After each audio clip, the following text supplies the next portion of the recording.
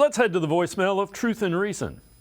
Hi, Dave. This is Danielle. Love your show. I was just thinking about Andrew Berry's comments towards the fans that we just need to be patient. We've been patient for decades and decades, so I think that's a lame excuse. And I think that Stefanski should have had a better call place for DTR, kind of throwing DTR under the bus and also throwing Watson under the bus. So I think we need to address those issues going forward as well, and also consider getting another running back, and then also Jed Wills. He's not really trying at all. What do you think about Jed Wills and possibly trading for Taylor since Chubb is hurt? Thanks. Love your show. Whoop, whoop. Go Brownies. Love you guys.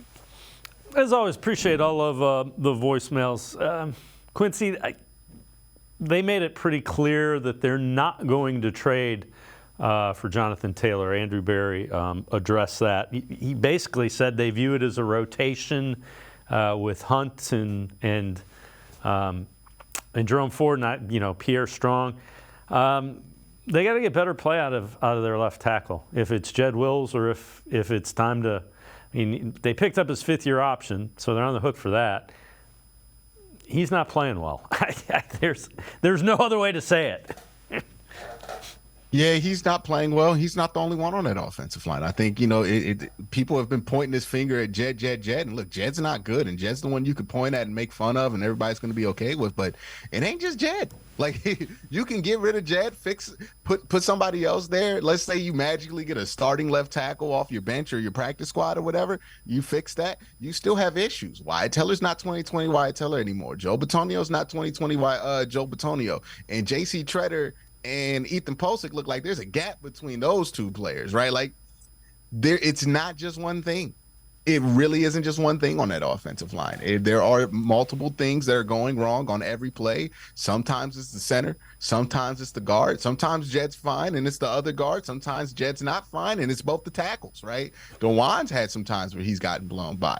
Now, Dewan's been probably the best of everybody there, but that's not good that Dewan's been the best out of everybody. He's a rookie. He shouldn't be the best out of everybody, or at least the most consistent. So, I think, Jed, we can point and put him and make him the what do you call it? The scapegoat of all the problems on the offensive line. But they don't end with him, and they don't just start with him. There is more problems there than what people want to realize, and we're just throwing it all on Jed. And as far as like Kevin and the play calling, like should the play calling be taken away? I don't know. But I don't know if taking the play calling away from Kevin really changes the offense that much, right? Like it's still the same offense. If you don't like the offense, if they're not doing RPOs and Kevin's not calling RPOs, it's probably because it's not on the play sheet. And if it's not on the play sheet, it don't matter who got that sheet. It's not getting called. So these are problems that we can try to point one thing at and say, this is it, this is it, this is it. Nah, man, it's a team effort. It's a group effort. These things have to change. They have to be collective will to want these things to change, and part of this is going to have to be Kevin has to not put his tackles in that position. Part of this has to be the tackles have to play just a little bit better, right? Like, there is a cohesion thing that needs to happen. This is not Madden. You can't just take the problem out of your depth chart and plug somebody else in. You have to work with what you have and be malleable, and this is what the bye week is for, to figure out what do you have and what can we adjust to. Okay, Jed gets beat inside far too often. We just have to adjust for that, right? Like, we got to adjust for that. We got to give him something help inside. Maybe we just roll away from him on certain plays. We got to give him help from that, right? You can't run the ball. Why can't you run the ball? Is it the wide zone? Maybe you need to do something a little bit more simple. Got to adjust for that, right? I'm not just going to throw problems at you with no solution. You have issues with the interior, figure out what's going on in the protections. They're not talking well enough. They're not communicating. Figure out the problem. Find a solution that can work, right?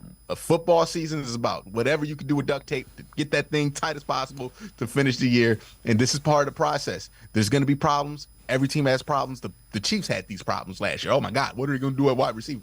They duct taped it together. They won a Super Bowl. Now, Deshaun's not Pat Mahomes, but you see what I'm talking. You see the vision.